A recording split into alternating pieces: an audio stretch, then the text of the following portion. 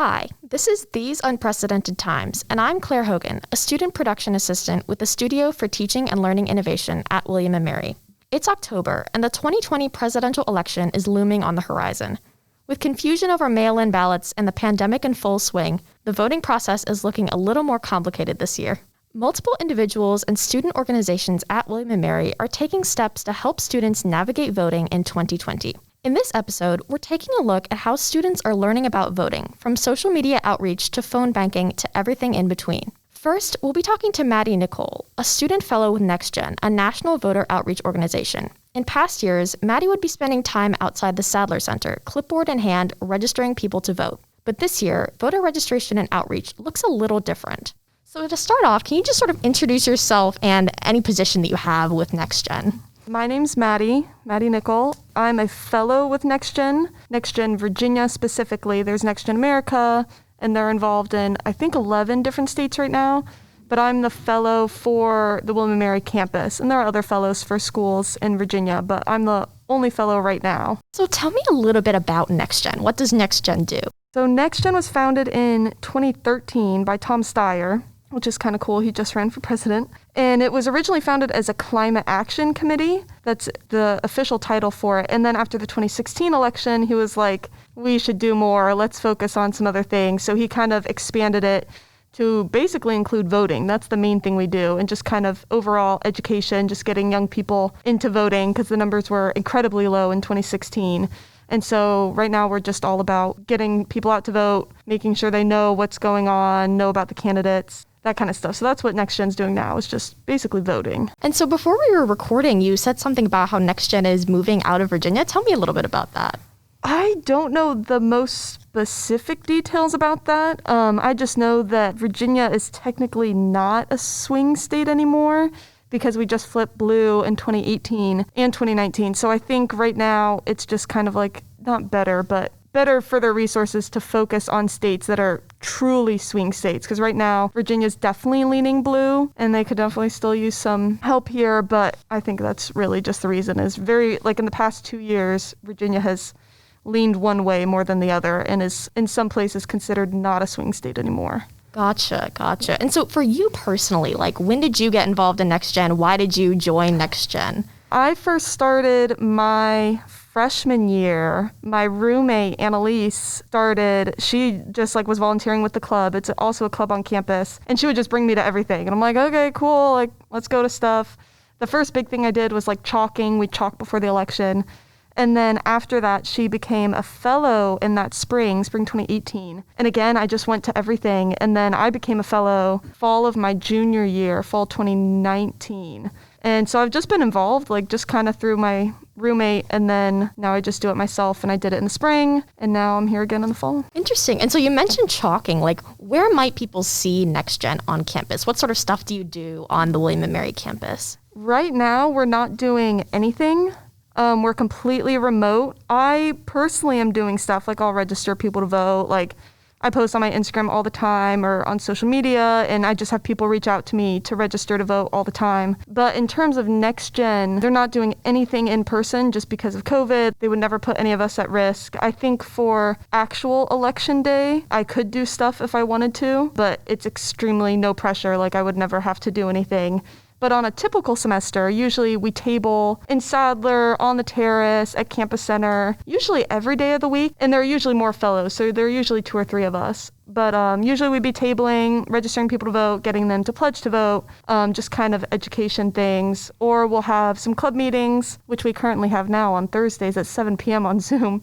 And then towards the election, we'll have bigger events like chalking, I mentioned. That's where we go around and literally chalk on campus, arrows to the polling locations. Times polling locations will be open. And then we'll have some big days like National Voter Registration Day, which just happened on September 22nd. It's usually the last Tuesday, I think, in September. And then, so we'll have a big thing like that. We last year had a huge petting zoo. That's what we usually do. And then we'll have a day of action or something. But mostly it's tabling on campus or going up to people with clipboards, clipboarding. And obviously we just can't do that right now. So it's mostly virtual stuff now. Right. So you said that you're totally virtual this semester. And yet I feel like this election is really important in terms of a lot of people don't know the information that they might need to vote. So how are you spreading that information on campus, even when you're doing remote meetings? It's been very stressful. Just because, like, for me personally, I'm like, oh my God, this is the biggest election. And most fall semesters, NextGen registers upwards of 1,000 students. And I've registered maybe like 40. So on that level, it's very stressful knowing that I'm not reaching the audience that I could be reaching. So I'm doing a lot of posting in Facebook groups. I've scheduled some like class wraps. WRAP stands for Register All People. So we'll like go into Zoom classes or send information to teachers to send to their students. But besides that, it's mostly social media. It's a lot of text banking. It's a lot of phone banking, class wraps, club wraps. I've done a few, like where we go to clubs and talk about things, but it's been a little stressful because the audience I reach definitely is not as big as it is. Like most of the people I follow on social media are friends or my grade. Like there's not a lot of way for me to reach to the younger grades who are just getting on campus. But at the same time, I think that this election in particular, a lot of people are really, passionate about or really focused on. So a lot of people, I think, are registering to vote and doing stuff on their own. So I'm like, in the places that I can't reach, I'm hoping that people seem to care a lot and are taking the initiative and doing it on their own rather than me, reminding them when I'm tabling or something. So a little less worried, but a little stressed because it's a little different than usual. Got you. So you're sort of using like all these technologies to reach out to people as opposed to, coming up to them with a clipboard on the terrace or something like that. Yeah, basically. Sometimes I'll sit on the terrace with like a sign that says register to vote here, but I wouldn't go up to people now just because I don't want to encroach on anyone's personal space and I don't really want to see anyone either. I don't want to interact with everyone just because of COVID. So it's kind of hard making sure it's like usually I'm the one who's doing the hard ask and now I have to ask for them to approach me to vote.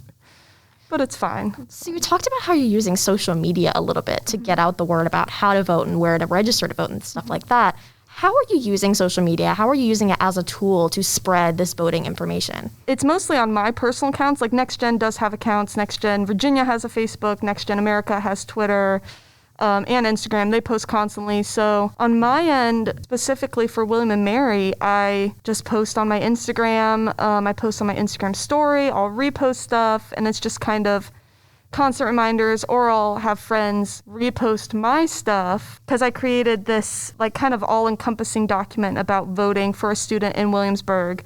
So I posted that. That's in my Instagram bio. I retweet stuff on Twitter, post stuff on Facebook. I'll post stuff we have a NextGen group, and then there's like a progressive coalition group. And then, maybe I'll post something in Swampy Memes if I have to, because that's such a big audience. So really it's just posting and hoping people will look at it. And there are a lot of things online that people can just click on, do it right then and there, register right then and there. But there are also out-of-state students who can't register online. So that's kind of where I have to step in and be like, please come here and register in person because you have to. You mentioned that you have like a master document of all the voting resources. How did you compile that? How are you sharing that with students? I compiled it over, honestly, just a couple days, but I was like, oh God, how else is this information going to be out there? Like, I don't know if there's one place that has a specific set of everything. So I have everything about what you need in Virginia to register to vote. All the dorm addresses are on here. The specific mailing addresses for on campus are on here. What you need to vote in person, the polling locations for Williamsburg, how to vote absentee, because there are multiple ways to request your absentee ballot, and then to vote absentee, and then early voting, which is different in Virginia this year, and then important dates, and then contact information for the Williamsburg registrar, and then my contact information. Got you. And so as you've been posting on your personal social media and spreading the message about voting, have you had people reach out to you with questions? How has the reception been among your fellow students? I think it's been pretty good. I probably get at least 2 or 3 people every day reach out to me by text or Instagram or Snapchat or Twitter. I do get a good amount. I posted this document a couple weeks ago and I had almost immediately 10 different people. And some of them aren't people that I'm friends with. A lot of people are my friends and I'm like, hey, help me register to vote. And that's easy because we've known each other. So it has been pretty good. It's definitely been better than what I thought it would be, which is really good. So you kind of become the go-to person on campus for people to reach out to you about voting information. The voter girl, yeah. It feels good. So as you've been having conversations with people, how informed do you think the average student is about voting, and what don't they know that they should know? I think the average student is pretty informed. It's just really very specific things, like about absentee. But like I had someone the other day ask me, hey, my absentee ballot came in the mail and it was soaked, like completely ruined just from the rain. What do I do? And like no one knows what, like that's not a common question, like not everyone knows, when election day is. That's a common piece of knowledge. But they're like, what do I do in this situation? So it's mostly stuff like, and I can answer that actually. I said, just take it to the registrar's office with you and be like, hey, this is what happened. And then you can just vote in person with that absentee ballot once you turn your absentee ballot in. But I'd say most people are pretty informed, especially on this campus. Most people know what's up. It's mostly questions about absentee voting or not knowing if they should register here or in their hometown. Those are the main questions. But most people seem pretty knowledgeable about it, which is good. Yeah, and so this year, I know particularly, there's so many complications with voting. There's so many ways you can do it. You could do it in person, you could do it absentee. Are you seeing a lot of people struggle to figure out which way they're going to vote, like a lot of specific questions? Like how has your role sort of changed in this year, the pandemic year of 2020? I'd say my role has definitely changed from registering people to vote to helping them, like you said, figure out how to vote. Because a lot of people in the past, it's like, oh, I'll just vote on election day. But there are a lot of people who don't want to go in person, who don't feel comfortable with that. I know a lot of people are worried about, not as much anymore because we've been here for so long, but a lot of people were worried about being sent home. So they're like, I registered on campus, but should I stay registered or should I get an absentee ballot? And I'm like, get an absentee ballot because who knows if we'll still be here. Got you. And so a lot of what you've been talking about has been like your personal social media, like you sort of as the figurehead of NextGen on campus. Like how are you working with maybe other organizations on campus, other people in NextGen? How are you collaborating to spread the message? We just had on Tuesday a debate watch party with the Rainbow Coalition, which was fun would be a word to describe it. Just in terms of it was nice to be with people. We were all chatting about it. It would have been hard to watch on my own. So we had that. That was actually a positive experience would be the one to say. I wouldn't say I enjoyed the debate.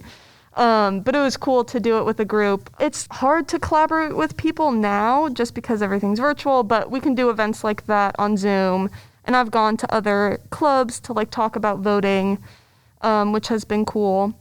But as for other NextGen people, I have an organizer who is also an organizer for the University of Richmond, and she can't really be on campus because, just based on contact guidelines, she isn't coming to campus. So it's really just me because I'm the only fellow too. In past years, it's been multiple fellows, but for now, for NextGen, it's really just me on campus. So because there's so many different ways to vote this semester, what are you telling students? What is your recommended plan for voting? I think it would depend on the student, but my best recommendation is to just do it now. I voted last Friday. I'd say just get it out of the way. Just do it so you don't forget about it, or just if you're doing an absentee ballot, I voted in person at the Williamsburg Registrar's office. But if you have an absentee ballot, again, just do it as soon as you can. There's no reason not to. And in Virginia, they extended early voting so that you can start voting 45 days before the election. So early voting in Virginia started on September 18th, which was 2 or 3 Fridays ago. And so I'm like, let's just do it. Get it out of the way. Don't worry about it. Just do it. That would be my best recommendation. And so for this election specifically, I think I've heard a lot of things. I've heard a range of emotions from people who are really passionate about one or both of the candidates or, deep ambivalence about the election as a whole. So why is voting important in any election for young people and in this election specifically? Voting is the most important because when you don't vote, your voice is not heard. In our society and our government, voting is the way to make your voice heard as a citizen. We can do other things, but in the way that our government is working right now, voting is kind of what you have to do. So I know I've seen a lot of things. People have not been super pro-voting, and I'm there are other ways to achieve change and to go about change. However, right now, it's kind of the way our government's working, and you should do it. They say in NextGen a lot, voting is your voice. And if you want your voice to be heard, you kind of have to do it. And for students specifically, voting turnout for our age bracket is extremely low. it's gotten a lot higher, especially in Williamsburg. It's gotten way higher since my freshman year here, which was 2017. But we're adults, it feels weird being in college. We're in a weird transition period, but we're adults. We will be affected by everything that our government decides. So we may as well have a say in it. And specifically in Williamsburg, I'm like, we are affected by the laws that happen here. We're a part of this community for 4 years. Why wouldn't you register to vote here?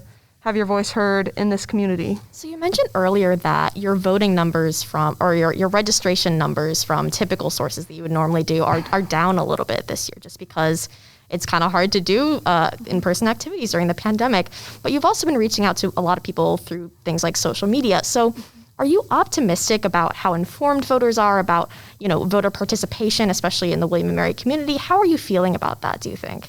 I feel okay. It's hard to know because I also live off campus. I'm not on campus as much as I have been in the past. Like, I feel like I'm a little removed as a student just because I don't live on campus. I only have one class on campus. I don't really see people. I'm not living in dorms. I don't know what people are talking about. It seems like people are pretty informed. I've seen a lot of things on social media, at least from the people that I follow on social media and interact with. So it seems like it's okay. It's still a little concerning, just knowing that, not that I'm the only source for information on campus, but knowing that people aren't receiving information, or maybe I'm not reaching the audience that I have reached in the past. So that's a little spooky, just in terms of being worried about voter turnout, but I feel optimistic. I feel pretty good about it. Everyone's very excited, especially because it's a presidential campaign, and rather than other years where it's, state, senate, stuff like that, people aren't super informed about. They're like, oh, state, senate, whatever. But this is like a presidential election. Everyone knows what's going on. Everyone,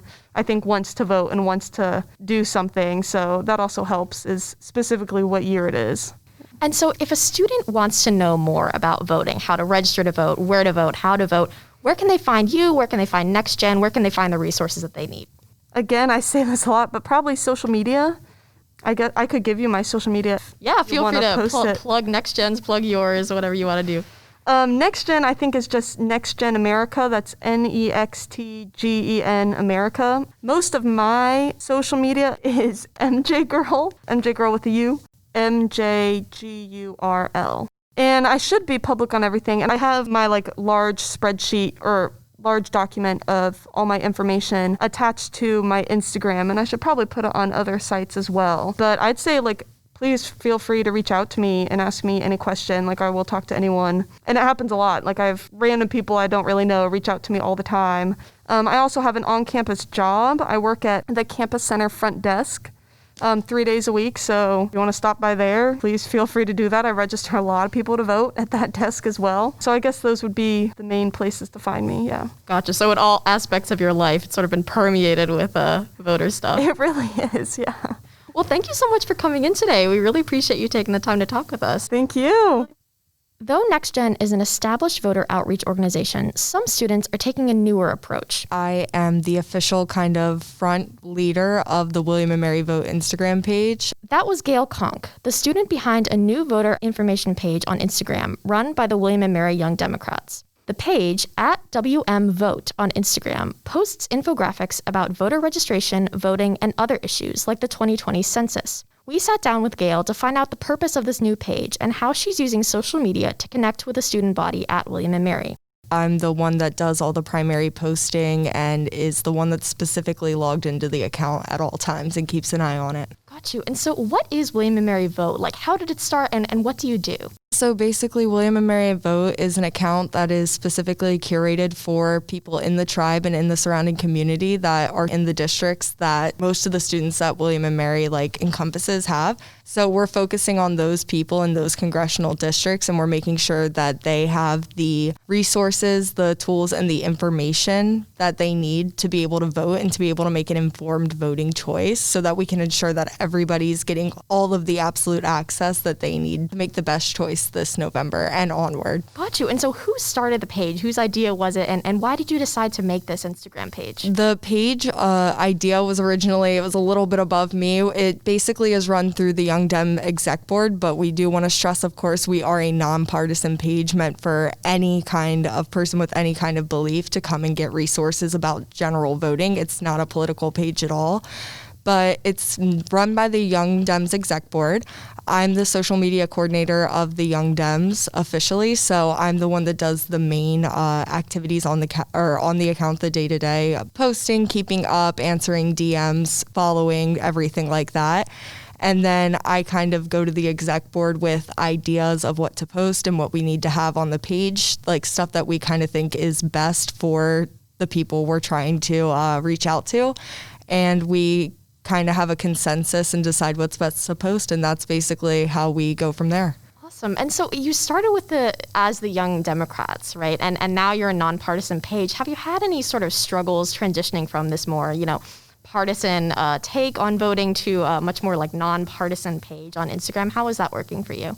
Well, basically, like for me personally, I find it very easy to be able to separate like the obvious partisan issues that are kind of plaguing our country today and the basic informational voting techniques and advice and resources that people generally need to just make an informed choice. It's basically a matter of posting things that individuals should know to be able to vote, but won't change their opinion of who they vote for on the ballot. So we're looking at stuff like registration, voting methods, like whether or not you want to vote by mail, in person, absentee, and we're providing people resources for why it's best to choose what method you think is best for you. And we're working with more nonpartisan additional aspects of civic duty. We did a little piece on the census because it was due on the 30th. So we want to make sure that people are just being counted and represented the best that they can be while they're voting in the Williamsburg community. Interesting. And so the page is on Instagram. How did you choose Instagram as a medium of communicating information? And how are you using Instagram to communicate this information to students? Yeah, so we kind of realized looking and reflecting over the past few months with the kind of political movement that's taking over our generation now, specifically the college students. And we all have our own private Instagram pages, and we see all of the massive, reshareable, easy to digest graphics that provide tons of useful information and are very appealing and aesthetically pleasing for people to share. So we figured Instagram was the best mode to get just the most nonpartisan basic information out there for everybody to consume. And at the same time, we're using our methods, fact checking, to make sure what we're providing is accurate. So in the wave of all of these overwhelming graphics and information and pictures and tweets and Facebook posts, you can kind of discern that this is one account that is meant for you, specifically for you, and is only in your best interest. We don't have any other agenda or anything to follow like that. We are completely nonpartisan, and we're very much focused on just providing nonpartisan information for the general public here. Interesting. And so if you scroll through your Instagram page, you're going to see a lot of, graphics as well as the text. So who makes those? How are you making those? And how are you making them the most effective modes for transmitting this information? Yeah, so I'm currently using Canva, which is definitely a popular app for other William and Mary accounts and even bigger accounts alike. It's been a learning process, but I try to make graphics for as many things as possible. So literally anytime we have a reason to post on William and Mary vote, I immediately go to Canva and make a new graphic. And it's kind of helped me become savvier and do more eye-grabbing things and just make our posts look more appealing. And we've definitely worked on using recurring themes in our post and making sure our logo's on everything. So whoever sees it, even if they just see it for a glance, they know the tag that's associated with it. They know the handle.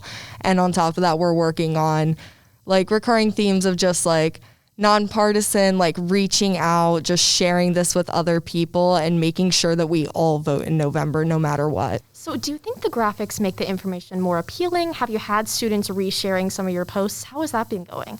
Yeah, we definitely had a lot of reshares on our first post, and it was by far my most impressive graphic, if I do say so myself. We had a lot of animation and stuff in it, which was fun. But basically, we kind of started at the top where everybody who is very much interested in making sure William & Mary gets spread shares it out instantly. We show people, and we're basically working on that right now. Obviously, it's hard to get a starting account off the ground, and when it's something like voting a month before the election, people feel like they're being bombarded with it.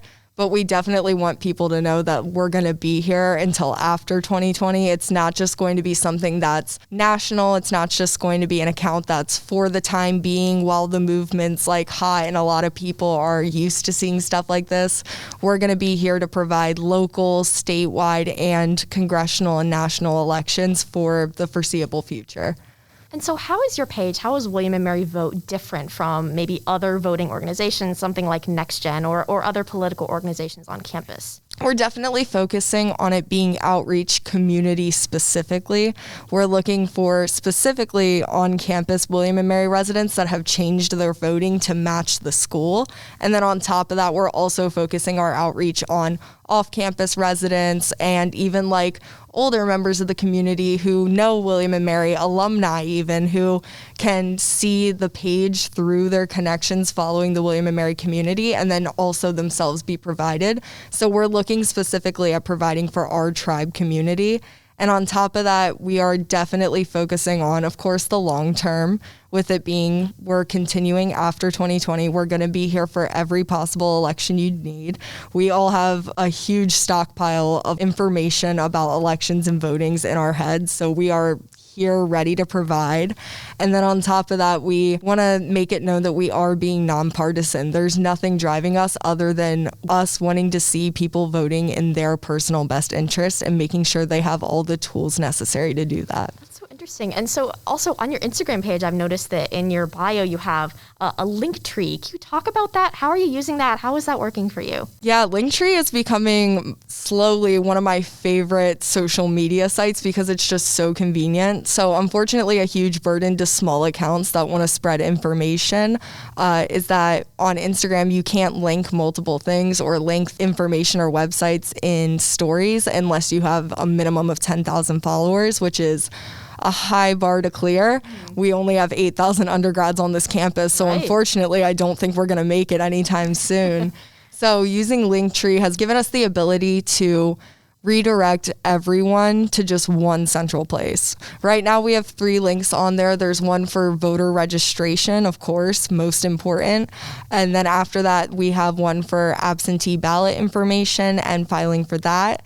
And then the third one is just general voting information. And we hope to add more links soon as we discover them and verify them so that we can just redirect anyone with a general question about voting that we haven't already provided in a post or informational caption or story or something to the link tree. And then everybody knows that that is synonymous with our account, and our account is synonymous with good information for voting. Got you. And so some of our listeners might not know what a Linktree is. So can you just do a quick description of what is Linktree? Yeah, so Linktree is basically, it's a little link that people put in their website bios on Instagram, Twitter, Facebook, anything, and you just click on it and it redirects you to a page that provides multiple options. So for ours specifically, it would be the absentee information, the voter registration link, and then the voting general information. So ours has 3, and you can click on either one and just automatically get redirected to that website. So there's no having to repost links or make sure that links stay updated or having to have one link fight for the top spot in our bio. We have everything right there, and you know exactly where it is. Awesome. And so I also noticed on the William & Mary Vote Instagram bio, there's a little message that says DM us if you have any questions. Have you had a lot of students reaching out to you? What have your interactions been like with students? Yeah, so of course we are still getting off the ground, so I'm not going to say we've had people flooding our DMs or anything, but we have had people reach out and just ask general questions, and we've been very happy to actually redirect people to the link tree and just let them know that we're here at any time to provide them information. And even if they do have a specific question that we think should be addressed to a larger crowd, it gives me something to post about and to be able to spread even further.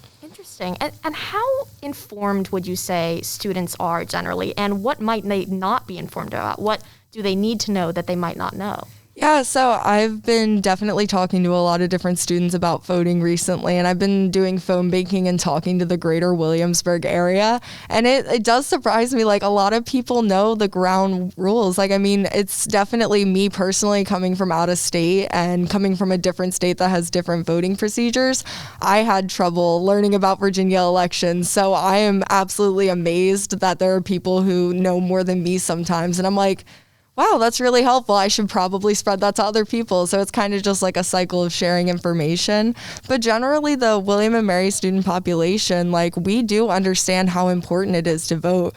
We understand what it means for our community specifically with our representation. We understand that like things as simple as tuition prices are affected by policy that the local government passes in the General Assembly. So we understand that we absolutely do need to be represented on campus, and we need to be represented through our voting and our voice and other aspects. I think a lot of us have been thinking a lot about the pandemic and how that's affected voting. You know, there's so many ways you can vote these days. You know, you can vote by mail, you can vote in person. How has the pandemic sort of changed the way you do voter outreach or voter registration? I mean, the pandemic has absolutely progressed the voting by mail aspect of elections. We've been doing absentee ballots for decades now, but never before have so many states seen voting by mail and early voting. I think it's a great thing. Both voting by mail and early voting have been proven to increase our voter turnout in elections, which is amazing. That's what we want to see. So I would say, honestly, the pandemic hasn't been the worst in means of accessibility of elections. Rather than having to look up a polling place, be able to find transportation to get to said polling place at a certain time when we're already in the middle of like midterms, and by November it'll be like finals. Like both elections, the primary and the general, take place during very stressful times in students' lives, academically speaking. Now we just have the option to request an early vote by mail, which is amazing because the difference between voting by mail and absentee voting, even though both are technically letters you send in, is that absentee, sometimes depending on when you can turn it in by, doesn't get counted unless a recount is triggered, or it doesn't get counted until after the actual results of the election. So voting by mail early gives students the opportunity to just mail in a letter, and it gets counted right with the election results on election night. Like, that's something we've never seen before. That's accessibility that I think is so good for college students. So with so many voting options, including voting by mail, is there one that you're recommending to students? How are you making sure that students know all of their options on how they can vote? Of course, me personally, if you had to ask, I would of course stress the importance of pandemic safety. The very convenient thing about voting in person, specifically if you're registered on campus to vote in Virginia, is that you can go right to the registrar's office and just vote in your ballot right there.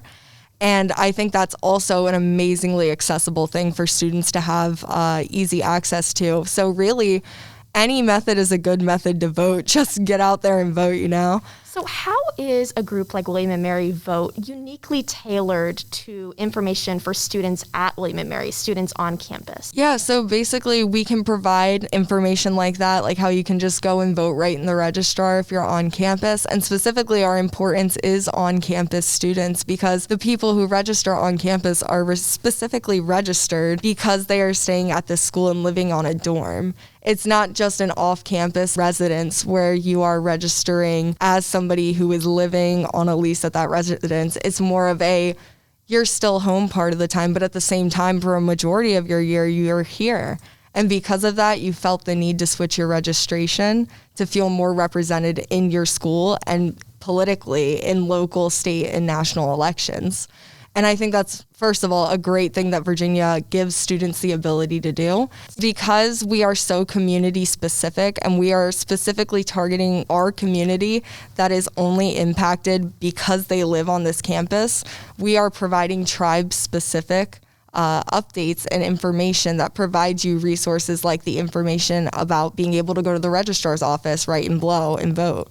So I think that that's something that makes us different and sets us apart in the sense that we are the one that can provide you specifically exactly what you need to do. And if you ever have a question about the tiniest detail of voting at William & Mary and in Virginia for the first time, we can provide that information for you. So do you think students are more likely to trust your information because you're all students on campus? How do you think that factors in? I really hope so. I think the fact that we are a student-led kind of board, and on top of that, personally, me, I'm a student at the school, I really hope that people feel more comfortable reaching out to me because they know a face behind the account. They know the students that run the account. We're your peers. So we're kind of all in the same boat where we're voting and we have a plan to vote because we had the access to information to determine the best voting plan for us. So we want to do just that for you and make sure you have a plan. Got you. And so why in this election year is it important for students to be informed upon how they can vote and to vote themselves? It's so important because even though I said earlier that the pandemic may make it seem like it's easier for us college students to vote, it is definitely going to be a huge factor in this election. Whether or not people choose to vote will be largely decided on the impact the pandemic has had in their life, how safe they feel going to the polls, how safe they feel voting by mail is. There's a lot of disinformation out there and a lot of different stuff that's coming from both sides, and we just want to be there for our tribe to be able to tell them that, look, we're nonpartisan and we have the most local, most accurate information to provide you for voting here. Got you. And so you mentioned earlier that you see William & Mary vote continuing for many years, not just in this election, but for many elections to come. What are your longer term goals for the organization? Yeah, so I mean, of course, this is an elected position. I'm serving a 1-year term, so I definitely hope to be here next year doing the same thing, maybe having a follow-up for the next election in November because Virginia has yearly elections and I never knew that before. But I definitely see the William & Mary vote account running for a long time. There's a lot of us on the board that think it's a phenomenal idea and that it could be so useful in the long term for just being a constant resource for local elections. So I know it'll be here for the next 4 years. I can personally guarantee that, and I hope that it'll be here for a while after, and that by the time the generation of college students that started it have left, there will be a new generation that know it, and they know how important it is, and it'll be want to be kept around. Got you. And so if people wanted to find the William & Mary Vote account on Instagram, what is your username? Where could they find you? Yeah, it's just at WM Vote. We have a pretty distinctive logo. I pretty much put it on every single one of the posts where we have a little ballot box and there's really pretty like cursive that says like William & Mary Vote. So if you see any of that green and gold, it's usually us. So check us out. Awesome. Well, thank you so much for coming into the studio with us today. Yeah, thank you for having me. It was a great conversation. I'm excited for the election this fall. So listeners, if you still need to figure out your plan of action for Election Day, you know what to do. Check out at WM Vote or at MJGirl, that's MJGURL on Instagram for tons of information on voting. Whether you're mailing in your ballot, voting early, or heading to the polls on Election Day, we hope you stay informed and safe. Special thanks to Maddi Nicol and Gail Conk for coming on the podcast. And thanks to everybody at the Studio for Teaching and Learning Innovation at William & Mary for starting this show. If you like what you heard, subscribe to our show on Apple Podcasts, Spotify, or wherever you get your podcasts.